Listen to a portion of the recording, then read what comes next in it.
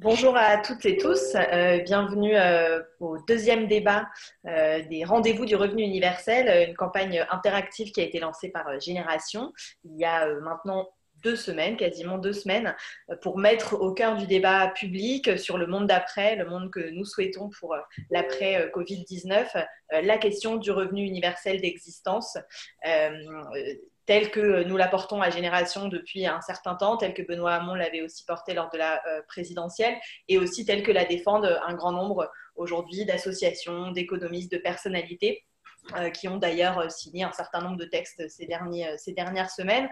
Et donc, on a voulu profiter du 1er mai, journée internationale des travailleuses et des travailleurs, pour mettre à l'honneur l'un des sujets qui est au cœur finalement du revenu universel, qui est à la fois un élément essentiel de la pensée autour du revenu universel, mais qui est aussi ce qui fait le plus débat, c'est la question du travail, la question de l'impact du revenu universel sur le travail, qu'il soit salarié, mais aussi plus vaste, avec des définitions plus vastes dans la société.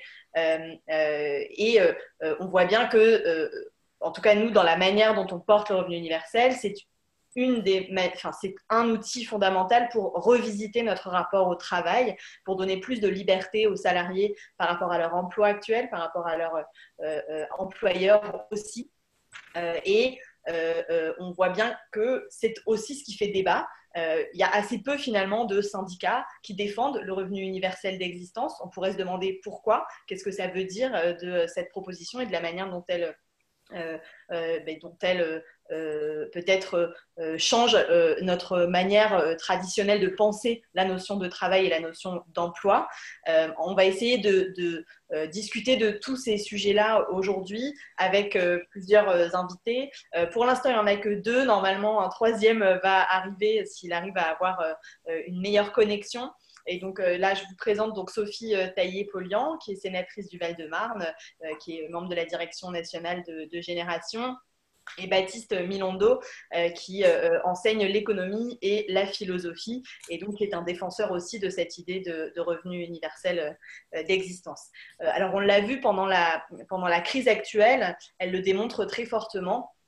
Deux choses qui, moi, me frappent particulièrement. La première, c'est que les métiers qui répondent aux besoins essentiels au quotidien sont aussi ceux qui sont les moins bien rémunérés dans la société actuelle.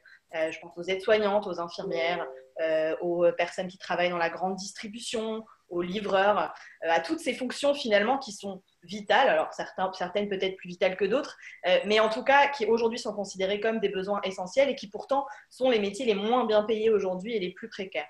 Le deuxième élément qui est frappant aussi, c'est à quel point certaines activités qui n'ont aucune valeur marchande eh bien, sont complètement vitales et sont extrêmement précieuses. Je pense à tout ce qui est l'engagement associatif pour répondre aujourd'hui aux besoins d'alimentation des plus précaires, mais aussi aux liens sociaux, aux besoins de liens sociaux de personnes qui sont particulièrement isolées, à la question de la culture dont on voit bien qu'au quotidien, finalement, pour tenir, elle est extrêmement importante, mais aussi à l'éducation, et on voit à quel point ça prend du temps finalement, et du travail aussi, de pouvoir éduquer les enfants, mais aussi de pouvoir s'éduquer soi-même. Bref, toutes ces activités qui ont énormément de valeur, mais qui ne sont pas vraiment valorisées ou rémunérées, en tout cas de manière marchande, dans le système économique actuel. Et donc ces deux éléments-là, pour moi, sont finalement au cœur de ce débat sur la question du travail. Qu'est-ce qui relève du travail? À quel point quel impact aurait le revenu universel sur ces professions plus précaires? Est-ce que ça donnerait davantage de liberté à ces salariés? Est-ce que ça transforme? Est-ce que ça augmenterait aussi ces salaires? Ou est-ce qu'à l'inverse, peut-être ça les diminuerait? C'est aussi parfois des arguments qu'on entend parmi les opposants à ce revenu universel. Bref, il y a énormément de débats et je ne vais pas être plus longue dans mon introduction et donner la parole tout de suite à Sophie Taillé-Polian pour que tu puisses nous dire quelles sont les mutations selon toi, les mutations du monde du travail et du travail sur lesquelles, selon toi, le revenu universel d'existence aurait un impact fort et serait une réponse que nous pourrions apporter. Merci beaucoup, Laura. C'est vrai que c'est intéressant je dirais, et c'est vraiment le moment de prendre le revenu universel un peu par tous les bouts et par ces échanges structurés en divers temps, de divers façon de regarder cette question du revenu universel, d'essayer de porter le débat, parce que c'est un sujet évidemment qui a besoin d'élargir son audience, qui pointe le bout de son nez, qui devient comme une évidence, mais il faut travailler, il faut convaincre.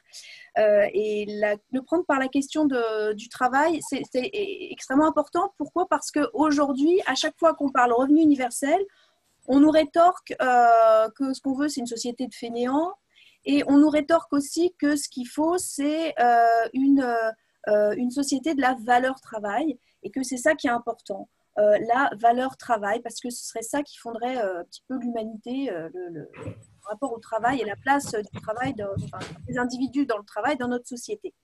Alors, moi, je laisserai un petit peu le côté, l'angle de décrire, parce que je pense que Julien et Baptiste le feront certainement aussi, de dire à quel point le travail ne doit pas être limité à la sphère économique, à quel point il faut privilégier aussi la dimension sociale du travail, c'est-à-dire de ne pas limiter le travail à l'activité rémunérée, que toute activité humaine est une richesse supplémentaire, et que le revenu universel, quel que soit son nom, le nom qu'on lui donne, c'est une façon de reconnaître la valeur sociale de l'activité hors emploi, qu'elle soit rentable ou non rentable. Toute chose que je partage. Mais là, j'entends aujourd'hui comment dirais-je, me concentrer sur le fait de répondre à ces trucs, au fait qu'on nous accuse de dire, voilà, mais en fait, vous êtes complètement à côté de la plaque, parce que ce qu'il faut aujourd'hui, c'est réhabiliter la valeur travail. Et moi, je prétends que dans le discours actuel du système, le discours anti-RUE de base, qui prétend donner sa vraie valeur au travail, en fait, c'est un discours qui est en dehors complètement du réel, et c'est lui qui est complètement dans l'utopie, parce que ça décrirait un monde où le travail est émancipateur, alors qu'il est largement, la plupart du temps, et souvent aliénant, même s'il pourrait ne pas être ainsi. Et le revenu universel est un levier qui pourrait être extraordinaire pour transformer profondément le travail. Aujourd'hui, ceux qui disent qu'il faut revenir à la valeur travail, c'est souvent aussi ceux qui n'arrêtent pas de dire qu'il faut baisser le coût du travail. Alors, comment on peut dire qu'il faut donner, que le plus important, c'est la valeur travail, et vouloir en baisser son coût sans arrêt, en y revenant sans cesse? Donc là, il y a évidemment une contradiction majeure. Mais c'est quoi la situation au regard du travail aujourd'hui? Quelle est la situation du monde du travail? Et est-ce qu'il faut rester dans cette vision-là, et qui est un travail qui aujourd'hui souffre de différentes problématiques? D'abord, c'est un travail qui est une offre de travail qui est morcelée, qui est découpée en rondelles, qui est vraiment qui n'est pas du tout protectrice. Donc, on assiste bien sûr à l'explosion des contrats à durée déterminée. Plus de 88% des embauches, c'est du contrat à durée déterminée. Parmi ces contrats à durée déterminée, on a une explosion des contrats à très, très courte durée, une journée ou moins d'une journée. On a aussi, évidemment, tout ce qu'on connaît sur le temps de travail partiel subi. On a aussi, bien sûr, ce qu'on voit se développer depuis quelques années, l'ubérisation du travail, enfin le retour au travail à la tâche. Donc, c'est ça la valeur travail, c'est ça le monde du travail qu'il faut préserver. Je crois que quand on est progressiste, on se pense qu'il ne faut pas privilégier, il faut proposer un modèle qui aille à l'encontre de cette évolution-là. Autre évolution, c'est évidemment le fait de vouloir sans arrêt, je le disais tout à l'heure, baisser le coût du travail. On n'augmente pas les salaires, et puis on diminue le salaire différé, que ce soit les cotisations sociales ou cotisations patronales. Donc, on est tout le temps dans le fait de dire que le travail, il faut qu'il coûte moins cher. Et donc, comment arrêter aussi cela? Parce que pour faire en sorte que le travail reprenne sa vraie place dans la répartition des richesses. Troisième chose, multiplication, on nous vend donc cette valeur travail, mais multiplication des travaux inutiles. On appelle ça les bullshit jobs, là où on ne sait plus le sens qu'on a au travail. Et une des choses importantes pour se sentir bien dans son travail, c'est d'en partager le sens. De se dire que les choses, elles sont utiles pour la société. Et quand on passe des heures dans un centre d'appel, avec par ailleurs des conditions de travail épouvantables, mais j'y reviendrai, à essayer de vendre à des personnes âgées des objets dont on sait parfaitement qu'ils sont inutile, et bien là, on a une violence très importante parce que on est à l'encontre du sens de la morale commune, hein, qui serait que le travail, c'est quelque chose qui est utile, qui sert, et pas seulement qui sert à enrichir tel ou tel, mais qui a une utilité sociale.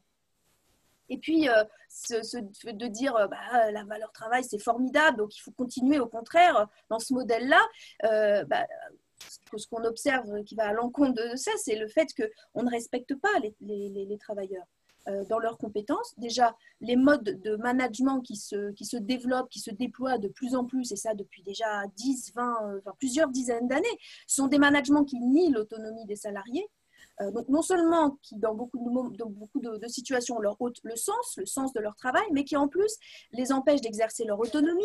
C'est des modes de management qui se développent énormément, qui cassent les collectifs de travail, qui rendent les tâches, qui morcellisent, qui parcellisent les tâches, donc on en perd aussi le sens.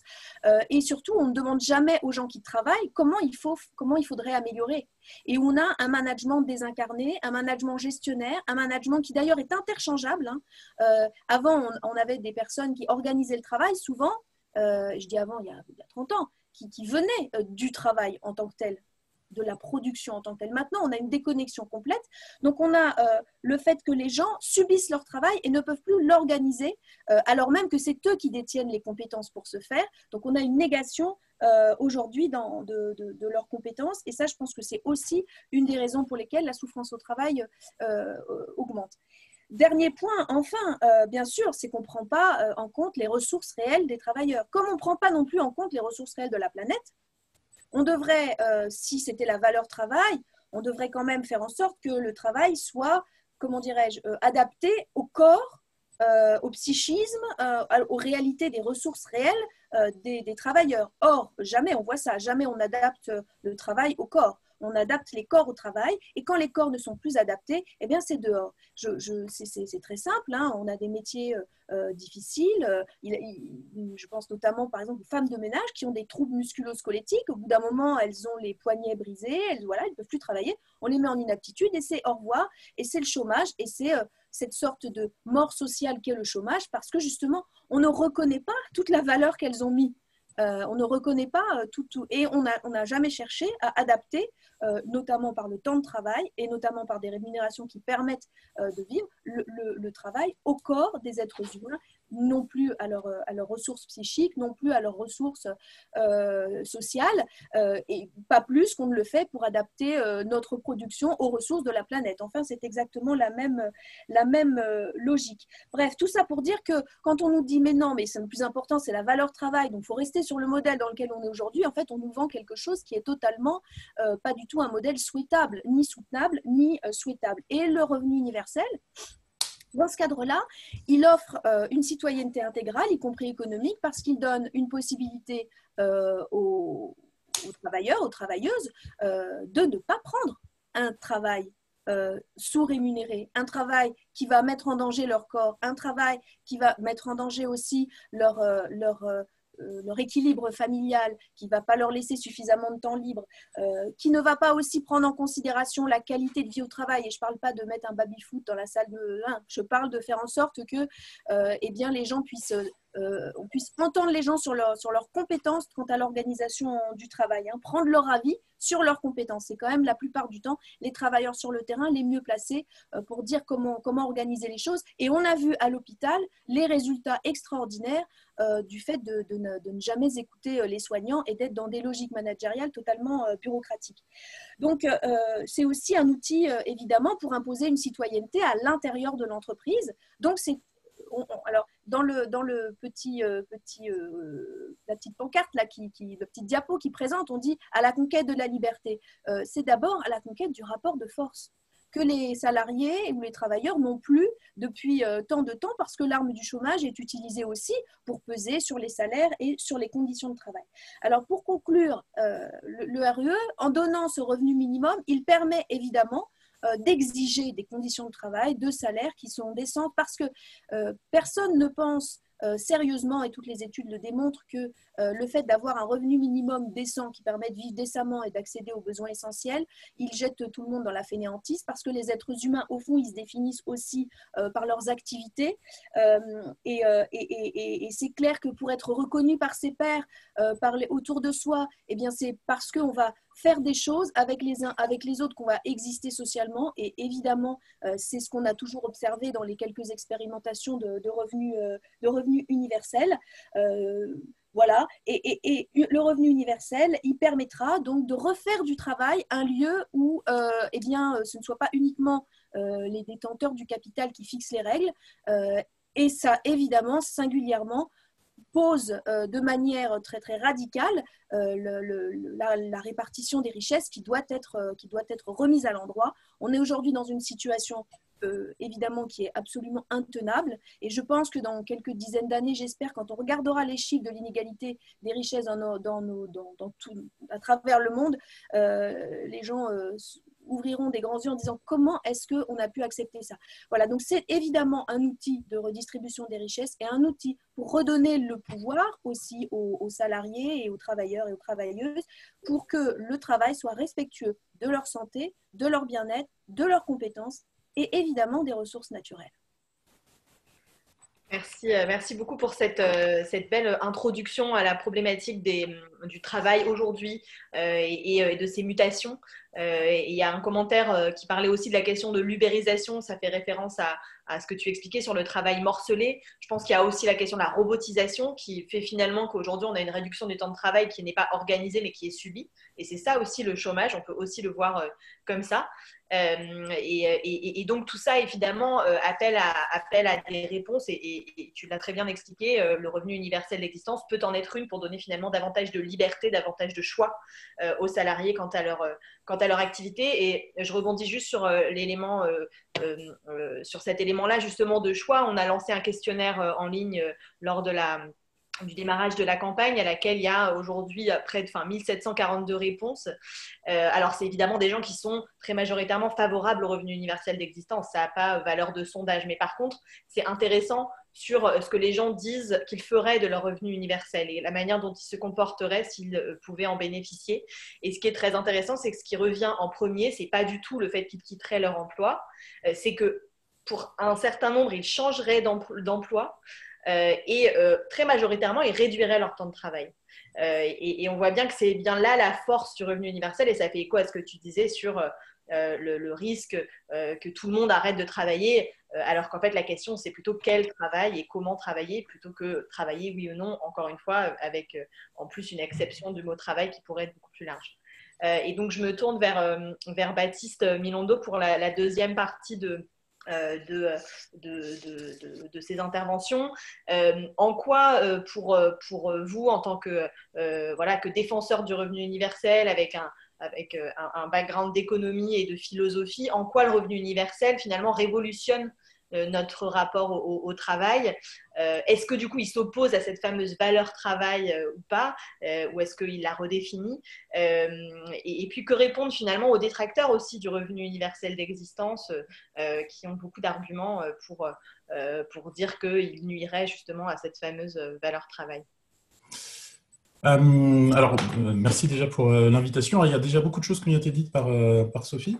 Je vais essayer d'ajouter quelques éléments. Alors, pour ceux qui craignent que le revenu inconditionnel remette en cause la valeur travail, effectivement, je pense qu'ils ont raison. En tout cas, moi, c'est comme ça que je suis arrivé au revenu inconditionnel. Moi, j'ai commencé à travailler dessus en écrivant un livre qui s'appelle « Ne pas perdre sa vie à la gagner ». Donc, je partais d'une critique radicale du travail, une critique de la société laborieuse, donc critique de la valeur travail dans le sens de survalorisation de l'emploi dans notre société.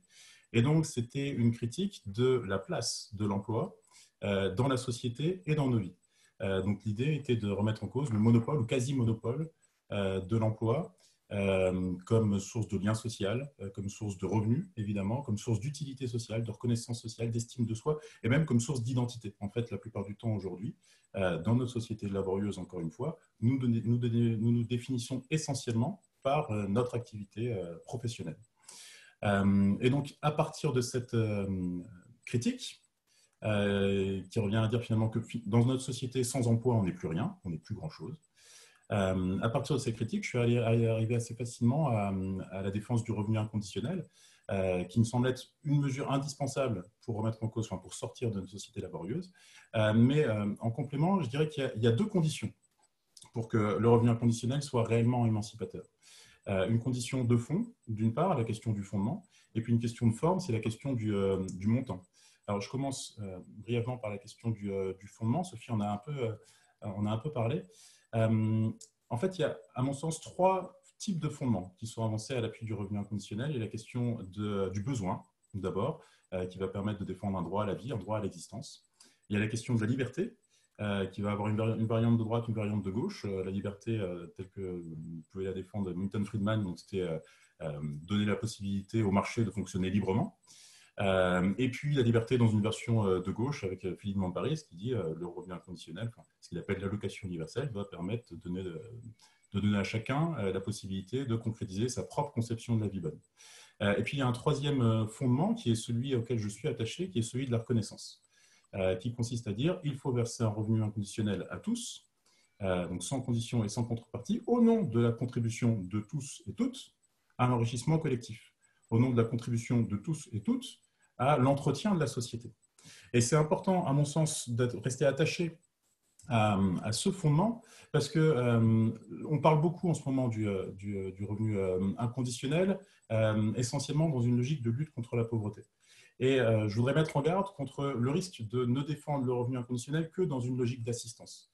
On ne doit pas être dans une logique assistentielle. Il ne s'agit pas de verser un revenu généreux, un revenu inconditionnel généreux, c'est-à-dire généreusement versé par les plus aisés à ceux qui sont dans le besoin. Il s'agit vraiment de reconnaître la contribution de chacun. Il s'agit de mettre en place un revenu inconditionnel donc juste et reconnaissant. Donc reconnaissant parce qu'il n'y a pas d'inutile au monde, tout le monde contribue, et en fait ce qui est injuste c'est qu'aujourd'hui tout le monde n'a pas sa part, et juste précisément parce qu'il faut qu'à chacun revienne sa juste part. Donc ça c'est le premier point de vigilance. Il faut vraiment inscrire le revenu inconditionnel dans une logique de reconnaissance. Ensuite, il y a la question de forme, la question du montant. Là-dessus, je pense qu'à gauche, on peut assez facilement tomber d'accord. Il faut que le montant soit suffisant. Alors j'entendais, ça me fait tiquer à chaque fois, j'entendais Sophie parler de revenu minimum. Moi, je déteste cette formule. Je suis plus attaché à la question du revenu suffisant. Alors je sais que minimum peut être considéré comme suffisant, mais vraiment l'idée, c'est de se dire il faut que ce revenu soit suffisant pour trois choses. Suffisant pour échapper à la pauvreté. Et à ce titre, le revenu inconditionnel, dans mon optique, doit être au moins égal au seuil de pauvreté, c'est-à-dire 60% du revenu médian, donc on est un peu au-delà de 1 000 € pour une personne seule, 1 000 € par mois pour une personne seule. Suffisant ensuite pour échapper à l'exclusion, et donc à ce titre, le revenu inconditionnel doit permettre d'accéder aux biens et services essentiels, entendu comme biens et services essentiels à la participation active à la société. Et puis, troisième point, il doit être suffisant pour échapper à l'exploitation. Là, Sophie aussi en a parlé. L'idée, c'est que le revenu inconditionnel doit permettre de se passer durablement d'emploi. On doit pouvoir refuser un emploi si on estime qu'il n'est pas satisfaisant, que les conditions de rémunération ne sont pas satisfaisantes, que le temps de travail n'est pas satisfaisant, si le cadre de travail n'est pas satisfaisant, si le sens de l'activité n'est pas satisfaisant, on doit pouvoir refuser durablement un emploi. Et donc, effectivement, ça renvoie notamment aux travaux de David Graeber qui défend la mise en place d'un revenu inconditionnel pour éviter le phénomène des bullshit jobs. On peut aussi parler alors plus largement de ce que Julien Brigaud et Olivier Siran appellent les boulots de merde. Donc il n'y a pas que les boulots vains, vides de sens. Il y a aussi les boulots, les boulots de merde réalisés dans de mauvaises conditions. On doit pouvoir les refuser durablement.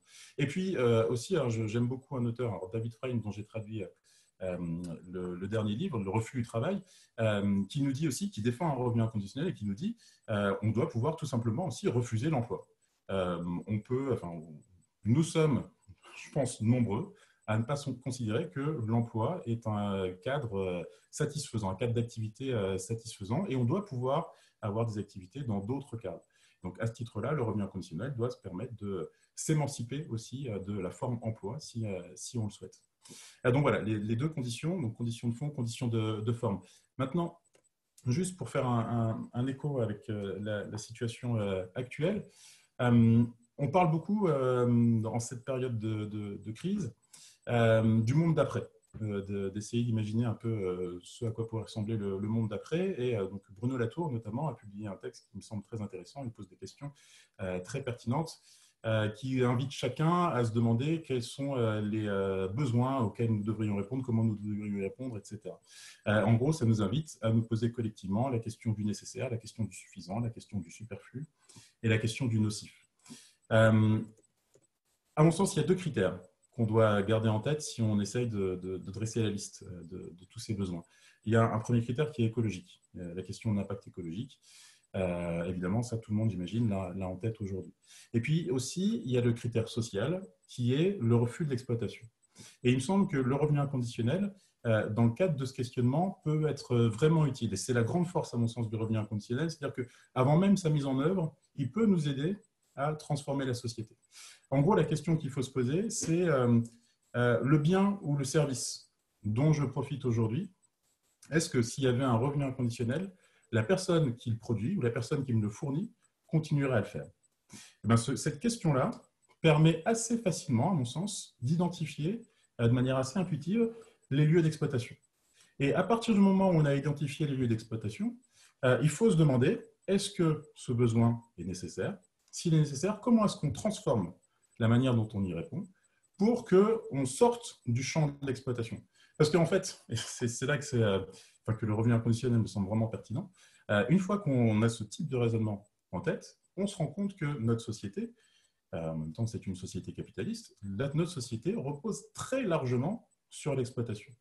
Et donc le revenu inconditionnel, de ce point de vue-là, me semble être un bon outil pour essayer autant que possible de s'en émanciper. Alors sachant que, en guise de conclusion, c'est un outil qui me semble nécessaire.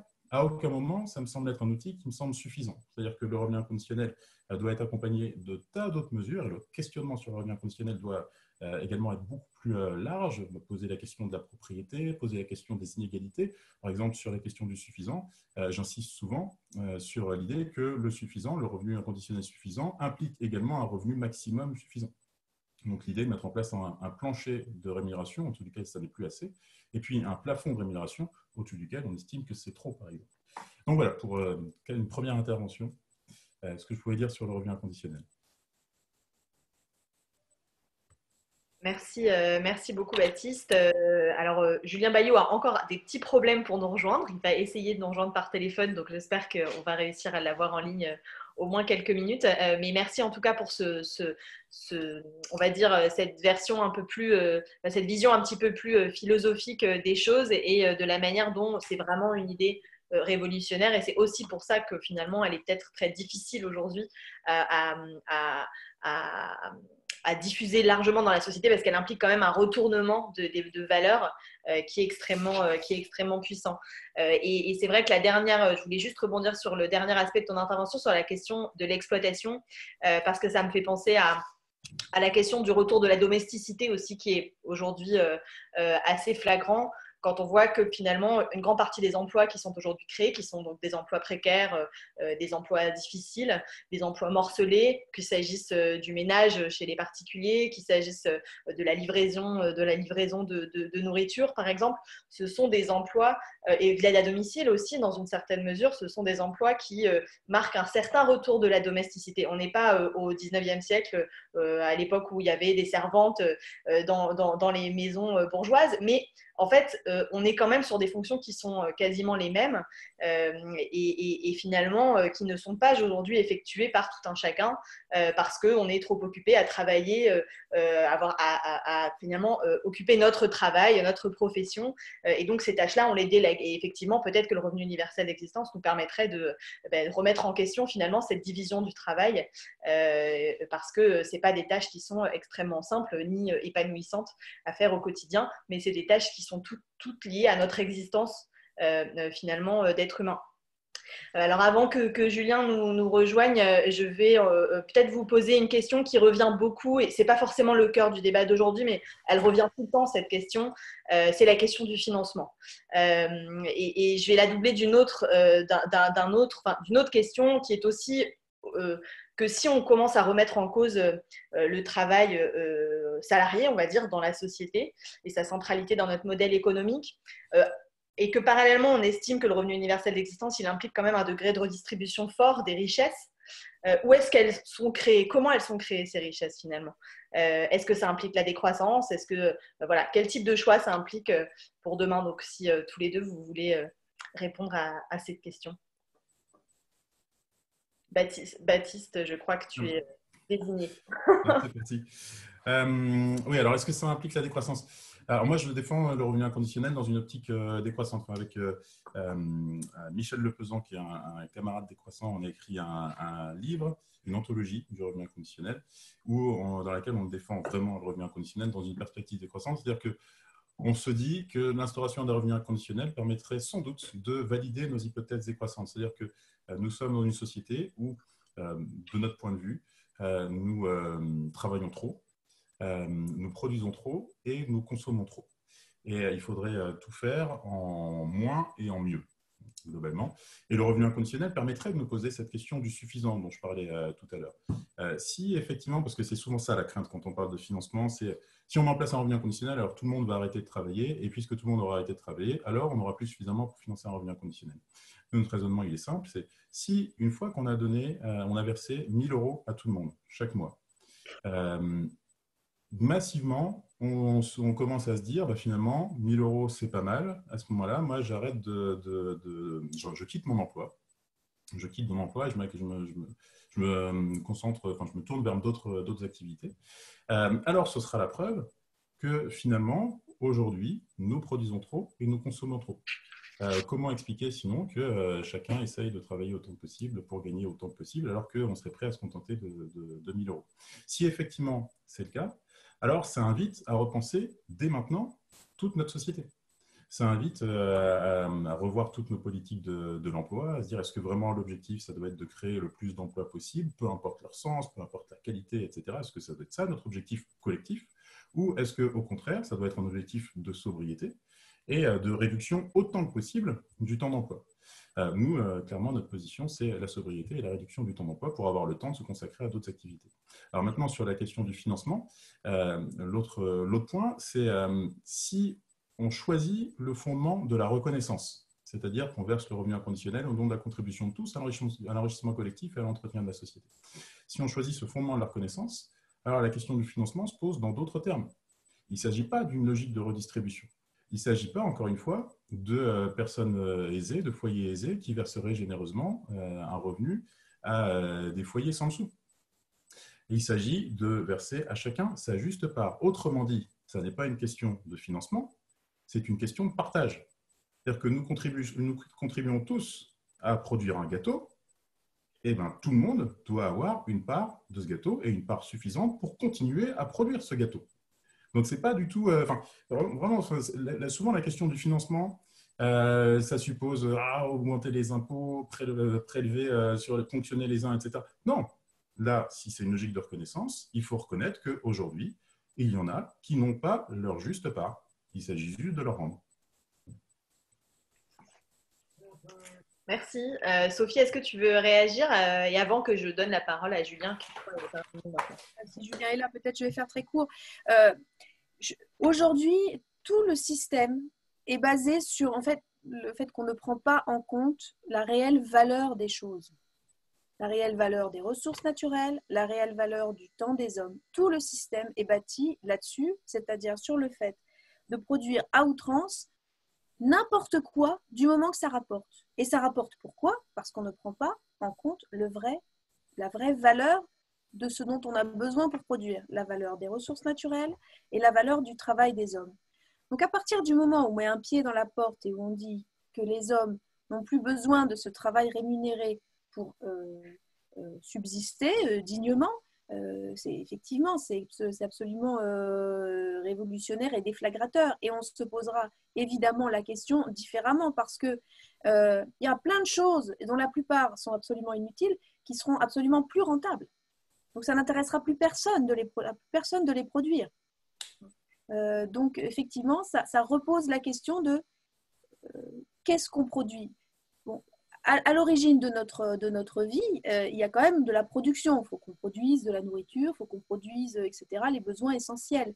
Mais là, on ne se pose pas la question en fonction de quoi on a besoin, puisqu'on est dans une société totalement folle où on crée les besoins afin de produire des choses dont on sait pertinemment qu'elles sont inutiles, mais dont on a vu qu'elles pouvaient faire gagner de l'argent. On en est quand même dans une société qui a mis l'absurde au cœur de son système. Le revenu universel, ou quel que soit son nom d'ailleurs, évidemment, il est explosif dans ce système parce qu'il fait complètement exploser les choses, puisque les travailleurs ne sont plus en situation d'être obligés d'accepter un travail qui par ailleurs n'a pas de sens, qui par ailleurs voilà. Alors, mais encore faut-il, effectivement, Baptiste le disait, qu'il soit suffisant, parce que finalement, s'il n'est pas suffisamment élevé, au contraire, il risque de produire une pression à la baisse sur les salaires, hein, puisque si il est absolument indécent, eh ben, on est obligé de compléter, et si on est obligé de compléter, eh ben, on va être prêt à tout pour arriver à compléter.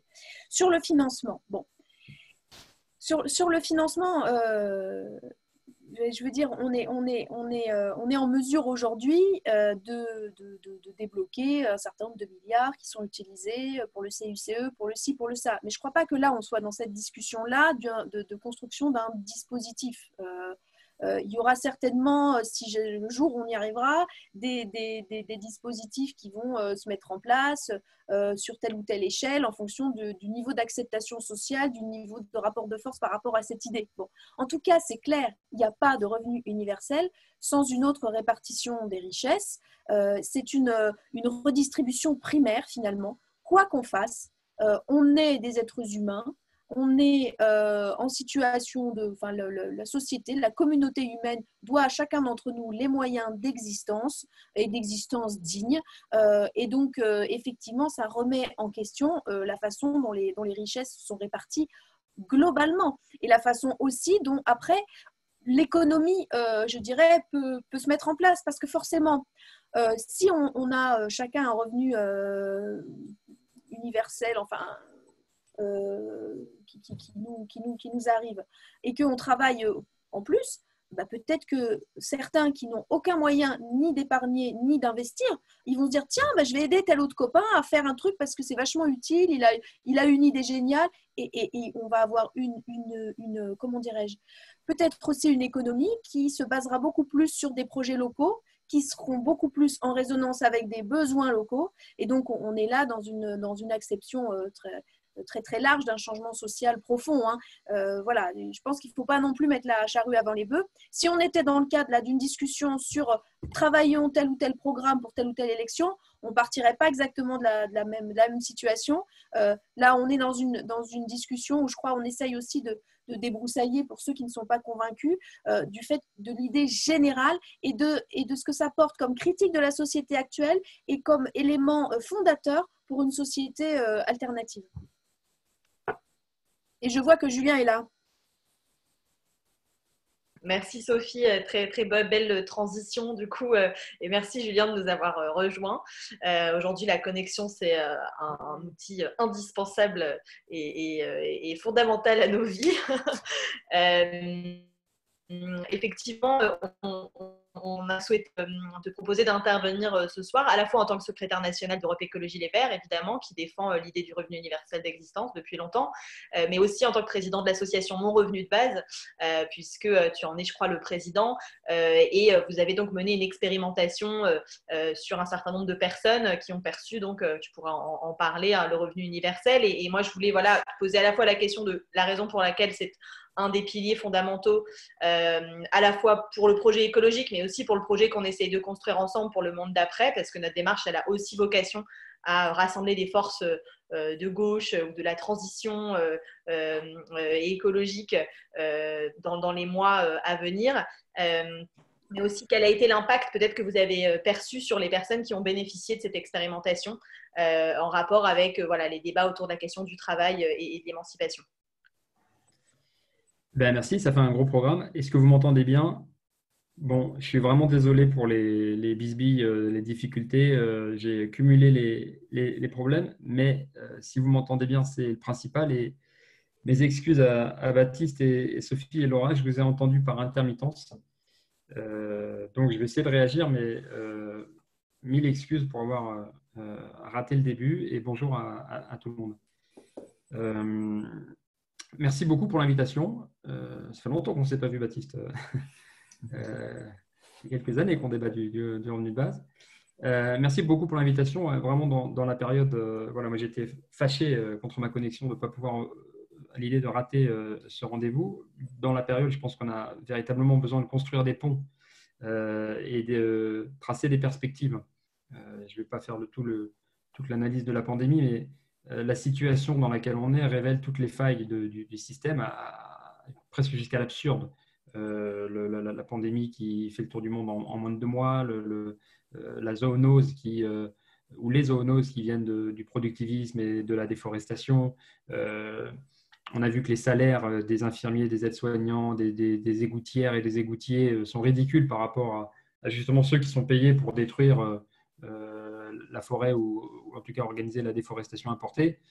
Tout ça, c'est le modèle qu'on nous vend pendant des années. Et à chaque fois qu'on proposait le revenu universel, on nous disait « Ouh là là, mais vous êtes un peu folklorique, vous, hein, entre le hippie et les communistes. » Alors que le modèle, entre guillemets, hors crise, c'est, moi en tout cas depuis que je suis né, c'est du chômage, de la dette, des jobs qui abîment les corps. Et Sophie en a parlé un petit peu, qui abîment le cerveau, des bullshit jobs où on peut en mourir littéralement d'ennui, qui n'ont pas de sens, et de la dette et de la prédation à l'égard de la nature. Donc, tout ça, c'est le modèle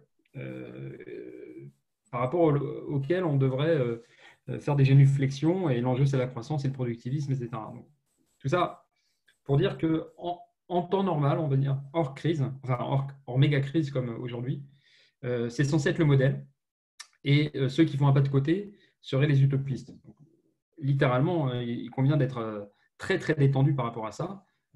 Leur système ne tient pas la route 2 secondes. Littéralement, depuis 1980, on n'a pas eu la croissance qui était censée permettre de réduire le chômage. Cette croissance, elle a généré des inégalités, on a détruit la planète. Bref, rien ne va dans leur affaire. Et donc, le pragmatisme, c'est faire un pas de côté. Et le revenu universel fait partie de ces pistes. Quelques pistes qui dessinent un autre avenir. Il n'y a pas que le revenu universel, il y a beaucoup d'autres éléments pour compléter notre protection sociale, mais c'en est un. Et alors, pendant la crise, c'est évidemment encore pire. On voit bien que là, les gens travaillent mais ne peuvent pas se nourrir, que notre État-providence, il est criblé de trous, que les femmes sont les grandes perdantes de toutes les réformes, et à quel point cette crise nous invite à revoir l'échelle des salaires. Je parlais des égoutiers, des aides-soignants. Il faudrait d'ailleurs féminiser plutôt ces professions. Donc, le revenu universel est une piste. Et nous, avec les écolos, on propose ça comme une réponse au productivisme, comme une interpellation du rapport au travail, pouvoir découpler le revenu du travail, permettre aussi à chacune de choisir son activité plutôt que la subir. Avec l'association Mon Revenu de Base, on a également voulu provoquer. Attendez, excusez-moi, je suis désolé.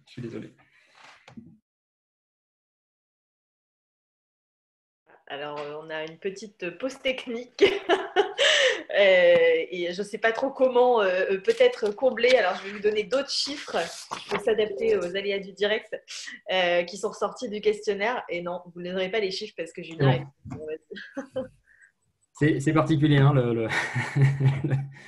Bon, voilà. Mon revenu de base. Je ne sais pas combien de temps tu me donnes, Laura. N'hésite pas. Hein, comme j'ai un peu raté les… Vas-y. Tu as au moins 10 minutes. Ah bon, je vais le faire moins. J'espère qu'il y aura des questions. Je suis vraiment confus. Ce n'est pas du tout les conditions idéales. Mais mon revenu de base, qu'est-ce qu'on a voulu faire? On se dit qu'il n'y a pas il n'y a pas 1000 manières de démontrer que c'est possible.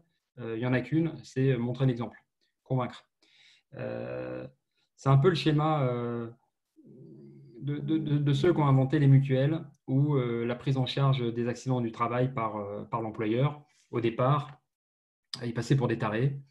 Qu'est-ce que c'est que cette affaire de retraite la règle immuable, c'est que les gens ils meurent au travail. Qu'est-ce qu'on va inventer de cotiser et de dire qu'à un moment, le salarié âgé, il pourra arrêter de travailler. Ça n'existe pas. Et puis, il y a des mutuelles qui l'ont mis en œuvre avant que, bien sûr, on le généralise. Et donc, nous, on s'est dit, à notre toute petite échelle, évidemment, on est dans l'incapacité de faire une véritable étude scientifique avec l'échantillon qui va bien, la durée qui va bien, la prise en compte de tous les effets, les externalités. Ce qu'on peut faire, c'est démontrer que 1 000 € par mois pendant un an, c'est possible. Et donc, on a organisé un crowdfunding. On a collecté au fur et à mesure de quoi en faire 6 avec monrevenudebase.fr. Globalement, c'est des dons. Et par ailleurs, il y a des gens qui sont inscrits pour éventuellement le recevoir. Ce n'est pas des gens qui ont participé à une tombola. C'est assez séparé, assez cloisonné. Évidemment, ce n'est pas des enseignements scientifiques. Il n'empêche qu'il n'y a aucun des 6 pionniers, ce n'est pas des 6 pionniers il n'y a aucun des 6 pionniers qui s'est arrêté de travailler. On observe 3 effets. Il y a l'effet sortir immédiat de la misère, on va dire, notamment une personne qui était au RSA en voie de clochardisation, qui lui manquait de quoi se soigner la hanche. Donc, en fait, après, elle a arrêté de travailler. Puis, le camion tombe en panne. Donc, plus de chantier, plus rien. Et y compris quand on appelait, la crainte que ce soit les huissiers. Donc, elle ne répondait pas.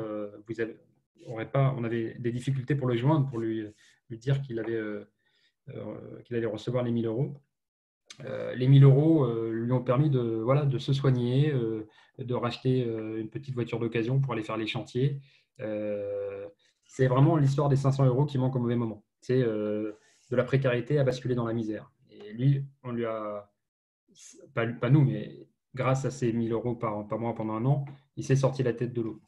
Il y a un autre exemple d'une femme de 55 ans en Bretagne qui était, pour aller vite, caissière en supermarché, vendeuse en supermarché, qui s'était dit qu'elle aurait une petite retraite. Donc, elle a thésaurisé. Elle s'est dit, je vais garder ces 12 000 €, ça me servira plus tard. Et entre-temps, son centre commercial a fermé, donc elle est 55 ans, femme en Bretagne, avec une expérience de caissière. Donc, autrement dit, ça va être très, très difficile de trouver du boulot. Et donc, par rapport à ses collègues ou ex-collègues, évidemment, elle a un filet de sécurité que n'offrait pas véritablement le chômage. Comme elle n'a pas beaucoup tapé dans ce petit pécule, c'est un filet de sécurité. Pareil, ça lui garde, on va dire, la tête hors de l'eau. Et puis, ça, c'est des effets un peu attendus. Il y a un effet qui m'a beaucoup surpris, c'est celui d'ouvrir les horizons. Je m'explique. Une 3e femme qui était, pareil, la cinquantaine, et en gros, elle s'ennuyait dans son boulot, elle avait fait le tour. Elle est en Franche-Comté.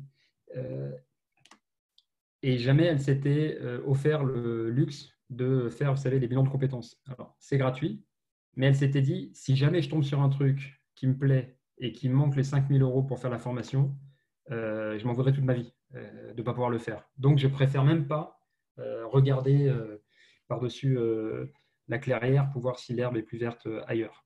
Et donc, en fait, qu'est-ce qu'elle a fait? Au départ, cet argent lui brûlait les doigts, c'est-à-dire qu'elle n'avait pas le sentiment d'en avoir véritablement besoin. Donc, elle le donnait à ses enfants, qui étaient très, très satisfaits de la solution. Mais finalement, elle a fait les bilans de compétences. Et aujourd'hui, elle a changé de boîte. Elle est chez SageM après une formation technique qui lui plaît beaucoup. Et ce que je veux dire, c'est que ça, c'est vraiment élargir les horizons. Voilà. Et c'est peut-être 3 effets. Baptiste, toi, tu connais beaucoup mieux le sujet, mais il y a cet effet lutte contre la misère, stabilité dans un monde de plus en plus précaire, et puis ouvrir les horizons, ou vivre plutôt que survivre. Et ça, c'est vraiment cette phrase, vivre plutôt que survivre, c'est une phrase qui revient beaucoup, beaucoup dans leur bouche. Donc évidemment, nous, on a fait ça, je ne dirais jamais que ça a valeur scientifique, mais je pense qu'on peut en tirer quelques enseignements, et notamment le fait qu'on a besoin de toute cette expérimentation scientifique sur une ville de 5 000 habitants, en mettant l'argent qui va bien, pour pouvoir avoir de quoi démonter les idées reçues. Et avec notamment le fait que les gens ne sont pas arrêtés de travailler. Ça, c'est extrêmement important. Si je dois dire un mot sur comment on pourrait faire, parce que je t'ai entendu, Sophie, dire que la question n'était pas encore là, moi, je pense qu'il y a un truc qui je pense qu'il peut réconcilier l'horizon lointain. Ouais, pardon, il y a quelque chose qui pourrait réconcilier l'horizon lointain de la mise en place d'un revenu de base suffisant, émancipateur, de 1 000 ou 1 000 €, la notion revenu suffisant est important pour éviter les avatars libéraux qui servent à détricoter la protection sociale. Cet horizon lointain, on ne va pas le faire du jour au lendemain, évidemment, avec la nécessité immédiate de lutter contre la pauvreté. Et je pense que c'est le RSA automatique. Il y a beaucoup de gens qui n'ont pas recours au RSA. Il y a les 18-25 ans qui en sont exclus. Bon, ben, s'il y a 30% de gens qui n'ont pas recours au RSA et que ça coûte 12 milliards d'euros, eh ben, passer au RSA automatique, ça rajoute 30%. Voilà. C'est 4-5 milliards de plus. Ça, on sait faire. Ouvrir aux 18-25 ans, c'est de l'ordre de 4, 5, 6 milliards. C'est pareil, ça, on sait faire. Ça ne se fait pas facilement. Ce n'est pas des sommes mineures, mais c'est de l'ordre du possible. Et ensuite, on peut cranter et ouvrir sur les mères célibataires, sur les petites retraites, sur les agriculteurs, ou plutôt par classe d'âge, ou plutôt par territoire. Mais ne nous disons pas que parce que c'est impossible d'un coup, tout de suite, alors dans ce cas-là, il ne faut pas le faire du tout. Et je pense que réconcilier l'avenir, l'horizon, la pensée de long terme, de réparer et compléter notre état-providence avec le fait de lutter très immédiatement contre la précarité et la pauvreté est une voie porteuse. En particulier, s'il s'agit d'inventer un monde d'après. Merci, merci effectivement pour cette intervention. Sophie, est-ce que tu voulais réagir? Je voyais, Oui, je réagis parce que comme Julien répondait à ce que je disais, alors je disais que l'objet de nos petits rendez-vous là, hein, c'est pas comment dirais-je, de ficeler un dispositif qu'on pourrait présenter, mais c'est bien de débattre des différents aspects du revenu universel et d'en voir un petit peu tous les angles, toutes les questions qui se posent, tous les bénéfices qui ont déjà été observés parce qu'il y a eu plusieurs expérimentations à différents moments de l'histoire et dans notre et sur la planète. Donc après, évidemment, et on l'a fait autour de Benoît Hamon en 2017, il faut proposer des dispositifs qui peuvent nous permettre petit à petit d'arriver à ce que nous souhaitons, c'est-à-dire un revenu universel et qui soit comment dirais-je, suffisant pour répondre aux besoins essentiels. Voilà. Et évidemment, la question du fait que beaucoup de gens ne demandent pas le RSA et aussi sortir ceux qui le demandent de cette situation extrêmement pesante d'avoir à redemander tous les 3 mois, à se remettre en situation de demande, à rassembler tous les documents, à refaire le calcul, etc., qui aussi induit un sentiment profond de dévalorisation et donc qui est extrêmement difficile à vivre. Donc on est dans une situation où l'automatisation et aussi pas d'avoir à refaire comment dirais-je, des pieds et des mains tous les 3 mois, mais à trouver des dispositifs qui mettent moins les gens en situation de demander pour ne pas être dans un assistanat et aussi pour faire en sorte de libérer, d'avoir un temps long devant soi. Parce que on parle beaucoup de bande passante en ce moment avec toutes ces visios, parce que c'est vrai que se dire qu'on peut se projeter avec au moins 6 mois, 1 an, 2 ans d'un revenu minimum qui là ressort de l'aide sociale, mais ça permet aussi d'avoir de la place sur la bande passante pour se projeter et se dire qu'est-ce que je vais faire, et non pas être dans un truc où on se demande tous les 15 jours comment est-ce que je vais faire pour payer mon loyer, pour ci, pour ça, et on n'a plus aucune disponibilité intellectuelle, psychique, de ressources pour reprendre sa vie en main et repartir de l'avant. Donc, évidemment, il y a des tas de choses à faire, à proposer concrètement très, très vite. Je ne disais pas que ce n'était pas l'objet de la période, je disais que ce n'était pas l'objet de ces rendez-vous-là qu'on a montés, mais ça viendra et ça viendra très vite pour rendre tout ça opérationnel. Et pour compléter aussi là-dessus, c'est vrai que ce fameux questionnaire dont j'ai parlé tout à l'heure, et après je te donne la parole, Baptiste, je crois que tu voulais aussi réagir, il est intéressant, alors encore une fois, pas représentatif, voilà, des gens qui suivent Génération, etc. Donc forcément, même si ça a dépassé, je pense, un peu nos cadres, forcément un peu biaisé, mais il y a une question qui est qu'est-ce que vous feriez avec le temps que vous pourriez libérer finalement grâce au revenu universel d'existence? Alors ce qui revient en un, et là c'est effectivement probablement lié à la sociologie qu'on atteint, c'est ces 63% de personnes qui augmenteraient le temps consacré à l'engagement associatif, syndical et partisan. Donc voilà, mais c'est quand même un chiffre qui est vachement intéressant parce que ça veut bien dire et ça vient nourrir la réflexion que tu as développée tout à l'heure, Baptiste, sur toutes les formes de contribution à la société finalement qui ont une valeur et qui là, du coup, dont un certain nombre seraient revalorisées. 48% sur la question des loisirs. Et donc, on revient finalement au fondement du temps libéré au départ aussi, et à un moment donné, la question du repos, de pouvoir se distraire, de ne pas être complètement aliéné par son travail et vivre et non survivre. Et 46% se former et apprendre. Et donc là, on voit bien l'écho que ça peut avoir avec ce que tu expliquais, Julien, sur cette personne voilà, qui n'avait jamais forcément pris le temps de se poser sur ce qu'elle voulait faire finalement, et parce que c'est aussi une prise de risque. Voilà. Ensuite, 45% passer plus de temps, consacrer plus de temps aux relations familiales et amicales. Et donc ça, c'est aussi intéressant Julien, aujourd'hui, tu parlais d'une société convivialiste ou de la convivialité dans Libération. Ça fait aussi peut-être écho à ça, même si c'est plus large. Et puis 19% créer une activité économique. Et ça, je trouve que c'est aussi intéressant. Et il y avait une question là sur les réseaux sociaux qui parlait de comment on répond aux libéraux, aussi comme ça, à la fois sur la question du montant. Et peut-être Baptiste, tu pourras en dire un mot parce que c'est une question qui a été évoquée, mais aussi parce qu'à un moment donné, quand on est en entrepreneur et qu'on veut prendre un risque, c'est toujours bien d'avoir un filet de sécurité suffisant pour pas se mettre en danger personnellement. Et c'est vrai que dans le milieu des entrepreneurs et au moment des présidentielles, c'est une proposition qui avait eu un écho hyper favorable. Et je pense aussi à la question des petits, des indépendants, des artistes, par exemple, qui pourraient aussi consacrer du temps à la création sans forcément être toujours pris dans aussi un monde marchand qui parfois les empêche aussi de créer. Baptiste, je te redonne la parole suite à l'échange entre Julien et Sophie. Oui, merci. Je rechausse ma casquette de décroissant.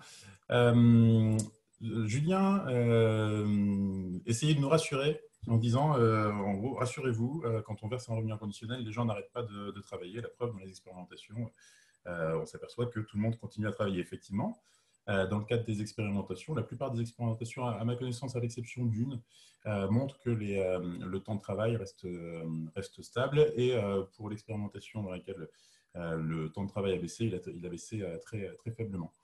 Alors moi, ça me déçoit. Du coup, en tant que décroissant, je me dis, mais profitons-en. Il y a tellement mieux à faire dans la vie que de bosser, que de consacrer 35 heures par semaine pour les chanceux à son emploi, alors que vraiment, il y a beaucoup d'autres cadres beaucoup plus satisfaisants comme cadre d'activité. Alors, deux choses. Donc, d'une part, sur les expérimentations et les enseignements qu'on peut en tirer. La question qui se pose, c'est combien de temps le revenu inconditionnel est-il versé dans le cadre des expérimentations? Si c'est versé pendant 1 an, pendant 2 ans, pendant 3 ans, ça ne suffit pas pour changer totalement de vie et se dire, effectivement, je plaque le boulot et je vais faire tout à fait autre chose, etc. Si, par ailleurs, je suis le seul dans mon entourage à percevoir ce revenu inconditionnel, c'est le cas des gagnants du loto, par exemple, si je suis le seul, alors la société autour de moi ne change pas. La pression que je vais avoir à avoir un boulot ne va pas changer. Donc, évidemment, je vais continuer à travailler. Et puis, par ailleurs, il faut garder aussi à l'esprit toute l'inertie qu'il y a du fait de la valeur travail dont je parlais tout à l'heure. La valeur travail fait toujours peser sur nous le devoir d'avoir un boulot. Il va falloir du temps, sans doute, pour réussir à vraiment s'en émanciper. Mais, moi, mon espoir, c'est que si on verse un revenu inconditionnel à tous, encore une fois, au nom de la contribution de tous à l'enrichissement de la société, alors on pourrait espérer que plus de gens s'autorisent à refuser l'emploi, à choisir d'autres modes d'activité. Et donc, c'est ça la vertu que je vois au revenu inconditionnel, c'est ce droit au dissensus. La possibilité de dire, en fait, si vous voulez continuer à bosser, continuez à bosser. Moi, je préfère faire des activités dans d'autres cadres, sachant que quand je parlais de l'exploitation tout à l'heure, du refus de l'exploitation, l'objectif, c'est se dire, en fait, il y a des tas de choses auxquelles on accède grâce à l'exploitation des autres. Il va falloir sans doute le revoir si on met en place un revenu inconditionnel. Il va falloir faire soi-même, il va falloir faire avec les autres, il va falloir faire pour les autres, mais possiblement hors du champ de l'emploi. Et ce n'est pas grave. Dans une logique de décroissance, ça me semble même tout à fait souhaitable. Donc, en fait, je pense que les défenseurs du revenu inconditionnel devraient arrêter de s'excuser de l'impact possible sur le temps de travail. Vraiment, si le revenu inconditionnel doit faire reculer la place de l'emploi dans notre société, alors, à mon sens, on aura gagné. J'aimerais rebondir là-dessus parce que moi, c'est pareil. J'aimerais que les gens soient libérés de leur activité et puis choisir, ça c'est l'objectif. Je disais juste que le revenu universel se heurte à beaucoup d'idées reçues. Je n'ai pas développé, mais quand on disait la prise en charge de l'accident du travail par les employeurs, si on se replonge dans les débats de l'époque, donc les années 20, il y a des employeurs qui disaient, mais si le gars là, que j'envoie sur le toit, le plombier zingueur, il sait qu'il est couvert s'il se pète la jambe, alors il sera moins prudent. Donc aujourd'hui, ça nous fait sourire. Mais c'est de ce type d'argument, à ce type d'argument que les promoteurs des mutuelles et de la couverture des accidents du travail par l'employeur, c'est à ce type d'argument qu'ils se sont opposés. Et rien de tel que l'expérimentation pour confronter. C'est-à-dire qu'avec cette affaire de 6, Baptiste a raison en souligner les limites. 1 an, tu ne changes pas de vie. Ça ne dit pas de l'argument de l'impact externe sur ton boulanger ou quoi, ou sur la société. Mais simplement, on peut dire, mais, attendez, vous vous inquiétez là-dessus. Nous, on s'en fout, en vrai. Si les gens ils décident de moins travailler, en vrai, déjà, ça fait un peu plus d'emploi pour les autres. Et puis, notre objectif civilisationnel, ce n'est pas de mourir au travail. C'est au contraire de réduire, en fait, la part de temps de travail subi qu'il faut pour vivre, pour pouvoir mieux pondérer, accroître le temps choisi. À l'échelle de l'humanité, c'est ça l'objectif, en vrai, c'est se libérer du temps subi. Mais je disais juste que c'était un bon outil pour casser les idées reçues, ou en tout cas dire, tu ne me crois pas, parce qu'effectivement, si ce revenu de base, ça ne suffit pas, eh bien, expérimentons véritablement. Et on verra qu'il y a beaucoup d'autres effets, pour le coup, véritablement positifs. Oui, je pense que, on touche là aussi aux limites de toute expérimentation, c'est-à-dire que c'est un peu ce que disait Nicole Tequet lors du premier débat qu'on a organisé sur cette question la semaine dernière, c'est que finalement le revenu universel, c'est tellement une solution, on va dire, globale et un système global en soi qui implique une redistribution des richesses différentes, un rapport au travail et à l'emploi différent, et puis effectivement d'être mis en place sur une durée, tout au long de la vie, que du coup c'est compliqué au-delà de l'impact effectivement micro à petite échelle de démontrer de démontrer l'impact que ça aurait si on le mettait en place de manière réelle. Après, ça ne veut pas dire qu'il ne peut pas y avoir différentes expérimentations, et je pense aussi que la version, par exemple, de Grande Sainte, qui a été mise en place par Damien Carême, est intéressante aussi de ce point de vue-là sur un revenu social garanti. Mais effectivement, les expérimentations, c'est bien, mais il me semble que ce serait intéressant aussi qu'on réussisse. On ne le fera pas forcément par ces débats-là, mais on pose quand même les jalons d'un certain nombre d'étapes, et vous l'avez fait d'ailleurs tout à l'heure, et je pense que c'est bien, parce qu'il me semble qu'il faudra vraiment qu'on le mette sur la table dans les débats qu'on va organiser aussi pour construire la société de l'après. Et juste sur la question du travail, et après je vous redonnerai la parole si vous le souhaitez pour une remarque un peu de conclusion,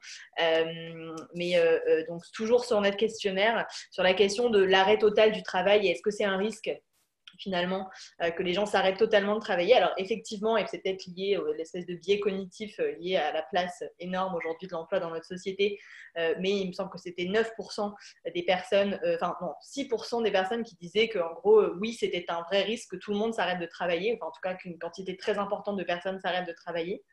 Et en fait, 60% disaient oui, mais une quantité acceptable. Et c'est intéressant parce que, à la fois, effectivement, ça veut dire qu'on ne veut pas que le système s'effondre totalement, mais en même temps, ça veut aussi dire qu'on accepte que finalement certains ne travaillent pas et que ce n'est pas grave, et qu'on considère que ça ne doit pas être l'alpha et l'oméga de la valeur des individus dans la société, enfin ne travaillent pas en tout cas de manière salariée. Donc c'est aussi intéressant sur le changement de modèle qu'on appelle de nos voeux. Voilà, je ne sais pas si vous avez des remarques de conclusion, Sophie, en premier. Oui, alors moi, je ne sais pas, je vais peut-être m'inscrire un peu en faux avec ce qui s'est dit précédemment, parce que pour vivre, les hommes ont besoin de produire un certain nombre de choses, ni trop, ni trop peu. Et là, comme je disais dans de mes interventions précédentes, là on est parti complètement en vrille puisque ceux qui décident de la production ne payent pas le coût réel des choses, que ce soit les ressources de la planète ou les ressources humaines, hein, avec les pays où on a des salariés pour rien, etc., etc. Bon, donc là, le système, il ne fonctionne pas et Julien l'a très bien dit. Après, il faut aussi redonner le choix aux gens. C'est vrai, il faut produire, il faut avoir le choix. Mais collectivement, il y a des choix qu'on n'aura pas. Il y a un certain nombre de tâches désagréables qu'on pourra arrêter de sous-traiter. Effectivement, il y a des tâches un petit peu parce qu'il y a des boulots de merde, soit parce qu'ils n'ont aucun sens, soit parce qu'ils sont difficiles, ils sont pénibles, ils ne sont pas agréables. Il y en a qu'on peut reprendre chacun sa part, quoi, hein, notamment faire le ménage chez soi. Voilà, si on a du temps libéré, on trouvera peut-être plus personne pour faire ça et un revenu minimum, et c'est tant mieux que chacun gère aussi ses propres externalités négatives. Bon. Mais cela dit, il y a un certain nombre de choses qu'on ne pourra pas reprendre individuellement. On parlait des égoutiers. Moi, je ne sais pas, je pense pas qu'on peut laisser, à un moment donné, il faudra que collectivement, dans une société où il y a un revenu minimum, il y ait un certain nombre de gens qui s'y collent. Et quelque part, là, ce seront vraiment on les prendra vraiment pour ce qu'ils sont, c'est-à-dire les héros qu'ils sont pour notre vie collective. Parce que les égouts, c'est une pénibilité du travail extrêmement importante, des risques aussi extrêmement importants, j'y reviendrai pas, une espérance de vie très limitée, enfin, et ce sont des métiers très techniques, c'est-à-dire qu'on ne peut pas non plus faire des roulements genre « ah bah c'est moi qui m'y colle pendant 6 mois », etc. Pareil pour, par exemple, des métiers extraordinaires qui sont sous-valorisés aujourd'hui, à tel point qu'on n'en trouve pas. Je sais pas, des métiers industriels, on a besoin quand même de fabriquer des choses et on souhaite qu'il y ait un certain nombre de choses. Encore une fois, les bonnes, les choses essentielles qui sont vraiment importantes, qu'on puisse, pour une part, les refabriquer à proximité. On ne s'invente pas chaudronnier. Ce sont des métiers complexes. Et donc, il y a aussi, à un moment donné, je pense, dans le fait de mettre en place le revenu universel, le revenu individuel, le fait aussi de se mettre dans une perspective de valoriser ce qui sert au collectif. Je pense que c'est important de ne pas non plus renvoyer uniquement à des choix individuels. Personne, comme ça, spontanément, n'a envie de se dire... d'ailleurs, personne n'a envie de se dire tiens, je vais faire infirmier, je vais aller aider. Il y a quand même des gens qui le font et il faudra savoir le valoriser pour faire en sorte que la société, elle fonctionne. Et ce n'est pas antinomique avec un revenu minimum ou un revenu individuel ou un revenu… et quand je dis minimum, encore une fois, je n'entends pas le truc à 2 balles, quoi, parce que ça, effectivement, c'est une aide sociale, c'est pas un outil d'émancipation.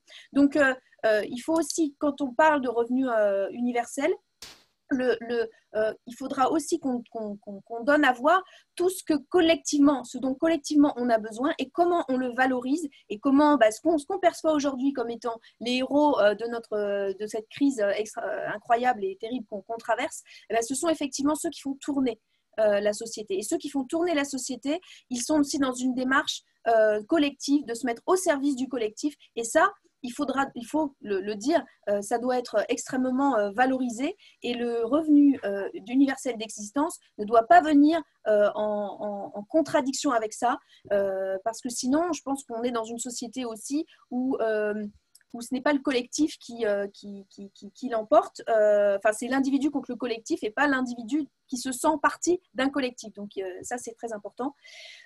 Pour finir, je dirais que je crois qu'on est dans une période où cette idée, elle prend un nouvel essor. Il y a eu plusieurs essors de cette idée ces dernières années, même depuis qu'elle existe, ça fait un moment. Et on est aussi un peu une sorte de croisée des chemins entre l'acception un peu plus libérale et filet de sécurité, ou un filet, quand on tombe dans le filet de sécurité, c'est difficile de se relever, parce que par définition, c'est compliqué après de tenir debout. Donc, attention aussi à quand on réfléchira concrètement, qu'est-ce qu'on propose au moment démocratique à venir, d'avoir quelque chose qui soit à la fois… qui montre bien les enjeux réels de ce qu'on met derrière ce revenu universel et qui ne soit pas en confusion avec ce qui est proposé par ailleurs, c'est-à-dire finalement une fusion des aides sociales et un minima qu'on doit venir réclamer régulièrement et qui finalement est aussi ostracisant et n'est pas le signe d'une émancipation. Voilà. Merci pour cette conclusion. Baptiste, du coup, je voyais que tu bondissais sur ton siège. Je te donne la parole. Non, dans l'ensemble, j'étais d'accord, mais alors, je dis, quand je dis je suis décroissant, je ne dis pas il faut arrêter toute production, évidemment. Je dis il faut questionner le cadre dans lequel s'inscrit cette production, et ce cadre ne doit pas forcément être marchand. Et puis, il faut questionner l'ampleur de la production. Je disais tout à l'heure dans ma première intervention, il faut se poser la question du nécessaire, la question du suffisant, la question du superflu, la question du nocif. Le nocif, d'emblée, il faudra l'écarter. Aujourd'hui, ce n'est pas le cas. Aujourd'hui, si ça se vend, on continue à produire, il n'y a pas de problème. De toute façon, les gens n'ont pas d'autre choix que de produire, donc on continue à produire. Le nocif, dans une société qui met en place un revenu inconditionnel, il faut l'écarter. Parce que là, en l'occurrence, on se dit, ah non, on ne peut pas supprimer le nocif parce qu'il faut absolument trouver des emplois, etc. Il faut produire des emplois. Non, là, on ne se pose plus la question de produire des emplois, on a un revenu inconditionnel, on supprime le nocif. La question du superflu, elle se pose aussi. La question du superflu, il faut se dire, est-ce que écologiquement, produire ce superflu, c'est soutenable? Si ce n'est pas soutenable, on arrête. Est-ce que socialement, ça suppose d'exploiter des gens? Si ça suppose d'exploiter des gens, alors personne ne voudra le faire. Donc, on arrête. Mais si ça suppose, s'il y a des gens qui sont prêts à le faire et que c'est soutenable écologiquement, on peut continuer à faire le superflu, à produire du superflu. Ce n'est pas gênant. Ensuite, il y a la question du suffisant et du nécessaire. Et là, effectivement, il faut impérativement le produire. Il peut y avoir dans le lot des tâches qui sont pénibles. Mais là, la question, c'est comment est-ce qu'on réorganise totalement la société pour que ces tâches soient les moins pénibles possibles ou que la pénibilité soit acceptée. Encore une fois, dans une logique de refus de l'exploitation. Et là-dessus, il y a des réponses simples. Hein. Je disais, dans un premier temps, on se dit, est-ce qu'on peut s'en passer? Si on s'en passe, il faut s'en passer. Ensuite, il faut, autant que possible, faire soi-même, ce que je disais tout à l'heure, faire soi-même, faire avec les autres, faire pour les autres. Ensuite, il y a la question du partage des tâches. Donc, se dire, est-ce que c'est normal que, par exemple, femme de ménage, ce soit un emploi à part entière? Est-ce que c'est normal qu'il y ait des gens qui soient payés uniquement pour réaliser ce type de tâches? Moi, je suis persuadé, je parle d'expérience, que faire un petit peu de ménage de temps en temps dans sa journée, en fait, ce n'est pas super agréable, mais ça se fait. Faire ça toute la journée, toute la semaine, toute la vie, là, ça me semble beaucoup plus compliqué. Et même en étant mieux payé, je ne suis pas sûr que ce soit satisfaisant. Donc, à mon sens, il faut impérativement revoir l'organisation du travail, sortir d'une division du travail pour aller vers un partage des tâches au sein de chaque unité de production, etc. Et je pense que le revenu inconditionnel pourrait y contribuer. Il y a la question du sens. Sophie, tu en parlais, effectivement, j'y souscris complètement. Il y a la question de la revalorisation sociale également. Mais il y a aussi des questions vraiment purement organisationnelles. Alors, vous parlez des égoutiers. Alors, je connais moins ce domaine-là, mais parlons des éboueurs. Les éboueurs aussi, c'est une tâche pénible, il faut des gens pour s'y coller, etc. Mais c'est dans notre société qu'il faut des gens pour s'y coller et c'est dans notre société que la tâche est particulièrement pénible. En fait, la plupart des ordures qui puent, qui sont désagréables à ramasser, etc., en fait, chacun pourrait les gérer seul à son niveau. La plupart du temps, enfin, si on aménage un tout petit peu la société, on fait des composts, on fait tout ce qu'on veut, en fait, les ordures qui puent, celles qu'il faut ramasser souvent pour des questions d'hygiène, on peut les gérer soi-même, faire soi-même plutôt que de déléguer systématiquement. Et donc, c'est ça que je veux dire. Enfin, on peut supporter, la société peut supporter un recul du temps d'emploi sans trop de difficultés. Ça suppose simplement une forte réorganisation de la société dans une logique de refus de l'exploitation. Mais encore une fois, ce n'est pas grave, c'est vraiment l'un des bienfaits du revenu inconditionnel. Encore une fois, de pouvoir se poser ces questions-là avant même qu'il soit mis en œuvre. N'attendons surtout pas un revenu inconditionnel pour transformer la société dans ce sens-là. Merci Baptiste. Julien, pour ta conclusion? Oui, difficile de conclure du coup. J'ai toujours du mal à parler après Baptiste parce que comme c'est lui qui m'a convaincu du sujet, vous voyez, c'est un peu compliqué. C'était peut-être il y a 10 ans. Non, en fait, pour aller un peu dans son sens, l'idée, c'est de redonner du pouvoir de vivre et de prise sur le cours des choses. Et à cet égard, le revenu de base est un outil. Ce n'est pas la panacée. Sur les questions en gros, si l'idée globale, c'est faire un pas de côté et faire un virage pour offrir au pays une alternative heureuse, il y a des questions d'égalité femmes-hommes que le revenu de base seul, évidemment, n'englobe pas. Il y a les questions de sortir les biens communs du tout marché.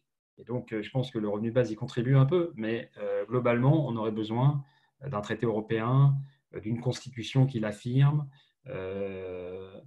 En gros, on prend le discours de Macron, là, il n'y a pas longtemps, où il dit et puis on prolonge. Ça veut dire taxe sur les transactions financières, ça veut dire la santé publique hors de la spéculation, et ainsi de suite. Et le revenu de base, qui est une pierre de l'édifice. Vraiment, souvent, j'entends beaucoup de partisans du revenu de base qui se butent sur la question, mais et pour cet aspect, ça correspond à quoi? Mais c'est qu'un outil, tout va bien, c'est un outil. Et moi, ce qui m'importe, c'est que ça puisse concilier le pouvoir de vivre et de vivre plutôt que survivre et le pouvoir de négociation individuelle du salarié, parce que malheureusement, le pouvoir de négociation collective, les syndicats sont affaiblis, donc on a besoin de ce pouvoir de négociation individuelle, et un égoutier, faudra le payer plus cher, ou faudra lui octroyer des meilleures conditions de sécurité, sinon il ne le fera pas, s'il a ce 1 000 € à côté. Donc, c'est concilier ce pouvoir de vivre, cette capacité de projection, cette sérénité, ce pouvoir de négociation et la lutte immédiate contre la misère et la pauvreté et la précarité, parce qu'on a du chômage et on a des travailleurs pauvres et on a des gens qui devraient toucher le RSA et qui ne l'ont pas. Et que quand ils ont le RSA, ça ne suffit pas. Et donc, ce n'est pas du tout l'alpha et l'oméga, ça ne règle pas tout, mais pour moi, c'est vraiment une des pierres à partir desquelles on peut construire un autre édifice. C'est Martin Luther King qui disait l'idée, ce n'est pas la charité de jeter une pierre, jeter une pièce aux mendiants, c'est d'abattre l'édifice qui produit ces mendiants. Et on doit trouver collectivement les différentes pierres pour produire un nouvel édifice c'est donc l'histoire du convivialisme, de l'écologie, de la justice sociale, de la défense de l'environnement et de la démocratie, qui protège les biens communs, qui protège la planète et permettent à chacun, chacune d'y vivre de manière digne. Et donc pour moi, le revenu de base est une perspective dans ce grand dessin qu'il nous faut construire dans les temps qui viennent. Et encore une fois, il y a une manière immédiate, ce n'est pas une douce utopie au loin. Il ne faut pas attendre la Grande Dépression de 29 ou la guerre de 45 pour que des décombres produisent quelque chose qui relève un peu comme le rapport Beveridge en 42 en Angleterre ou la Sécu en 45. On peut le faire aussi étape par étape avec le RSA automatique, l'ouverture aux 18-25 ans. Sophie parlait du RSA, mais il faut regarder ce que c'est que le formulaire de RSA, à quel point c'est stigmatisant. Si pour le toucher, vous devez dire quels sont les revenus de votre conjoint. Et il n'y a pas la case je suis célibataire, parce que si vous êtes célibataire, on vous demande depuis quand vous êtes séparés. Donc, il faut sortir évidemment de ce contrôle et permettre une émancipation. Et donc, le revenu de base est à explorer dans cette voie-là. Non pas la panacée, certainement pas, mais une des pierres bien utiles sur lesquelles construire un nouvel édifice. Merci Julien, et merci à tous les trois d'avoir conclu sur finalement la mise en perspective globale, hein, et le fait que le revenu universel, c'est bien sûr l'un des éléments d'un monde qu'on veut construire pour plus tard. Mais on a bien compris quand même, je pense, dans ce débat, à quel point effectivement le lien avec la liberté, la quête de l'émancipation et la quête de la liberté à la fois individuelle mais aussi collective de pouvoir construire une autre société est profondément lié à ce revenu universel d'existence, et puis aussi à quel point c'était pas si utopique que ça. Et je pense que c'est important aussi de le dire aujourd'hui, c'est une réalité finalement qui devient de plus en plus prégnante, en tout cas une évidence qui devient de plus en plus évidente avec la situation qu'on vit aujourd'hui. Et donc il faut qu'on continue de discuter et d'échanger pour faire en sorte de pouvoir avoir une proposition qui soit solide et qui convainque aussi au-delà des personnes qu'elle a déjà convaincues aujourd'hui. J'espère et on espère que ces débats y contribueront. Et donc, je vous remercie tous les trois pour votre participation extrêmement riche. Et j'espère que les personnes qui nous ont regardés ont trouvé ça aussi riche. Et puis, un petit remerciement quand même pour Théo et Laetitia qui se sont démenés toute la semaine dernière pour faire en sorte, et puis bien sûr pendant ce débat, mais pour faire en sorte que cette fois-ci, on soit en direct et pas en différé. Et donc, vraiment, merci parce que je crois que ça a bien fonctionné jusqu'au bout. Et donc ça, c'est une très bonne nouvelle. Et ça veut dire que la prochaine rencontre se déroulera aussi normalement dans de très bonnes conditions. Ça sera jeudi prochain. Donc si je ne me trompe pas, ça doit être le 7 mai, avec notamment Michel Pouzol sur la question de justement revenu universel et pauvreté. Et effectivement, voilà, pourquoi ça nous permet aussi de changer la manière dont on conçoit la pauvreté dans les sociétés actuelles. Et je vois Julien qui s'excuse à nouveau pour son retard, mais c'est pas grave, tu es arrivé à temps, ne t'inquiète pas. Merci encore pour votre participation. Merci. Salut, à bientôt alors. Au revoir.